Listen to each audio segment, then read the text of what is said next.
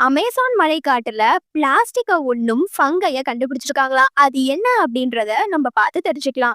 Plastic மாசுபாடு அப்படின்றது உலகளவுல ஒரு பெரிய கவலையா மாறிட்டு வருது. பிளாஸ்டிக் பொருட்கள் நிலம், நீர், காற்று போன்றவற்றை மாசுபடுத்திக்கிட்டு இருக்கு. இதனால சுற்றுச்சூழல் அமைப்புகள் பாதிக்கப்படுது. இது விலங்குகளுக்கு தீங்கு விளைவிக்குது. மேலும் மனித ஆரோக்கியமும் கேள்விக்குறியாகுது. இதை தடுக்க பல வழிகள்ல பல முயற்சிகள் எடுக்கப்பட்டு இருக்கு. அந்த வரிசையில தான் அமேசான் மழைக்காட்டுல விஞ்ஞானிகள் கண்டுபிடித்த பெஸ்டோலோட்டியோப்சிஸ் மைக்ரோஸ்போரா அப்படின்ற ஃபங்கை பிளாஸ்டிக் கழிவுகளை உண்ணும் தன்மை கொண்டதுன்னு சொல்லியிருக்காங்க. இது ஆக்சிஜன் இல்லாத நிலத்துல வளரக்கூடியது அப்படின்னு ஈக்வேட்டரில் இருக்கும் அயல் பல்கலைக்கழக மாணவர்கள் இதை கண்டுபிடிச்சிருக்காங்களாம். இதுவே உலகுல பிளாஸ்டிக்கை அழிக்கக்கூடிய முதல் ஃபங்கையா பரிசீலிக்கப்பட்டிருக்கு. இந்த ஃபங்கையானது இயற்கை செயல்முறையில பிளாஸ்டிக்ல உள்ள பாலிமர்களை ஊட்டச்சத்து வடிவுல மாற்றுதான். இதனுடைய செயல்முறை மெய்யியல் தொழில்நுட்பங்கள் இல்லாம இயற்கையாவே நடைபெறுதுன்னு சொல்லப்படுது. இது பயோரெமிடியேஷன் சொல்லப்படும் சூழல் சுத்திகரிப்புல மிக சிறந்த உதவியா இருக்குன்னு சொல்லப்படுது. இதற்கான ஆராய்ச்சி இன்னும் நடந்துகிட்டு தான் இருக்குன்னு சொல்லுறாங்க. இதனுடைய பயன்பாட்டு சாத்தியங்கள்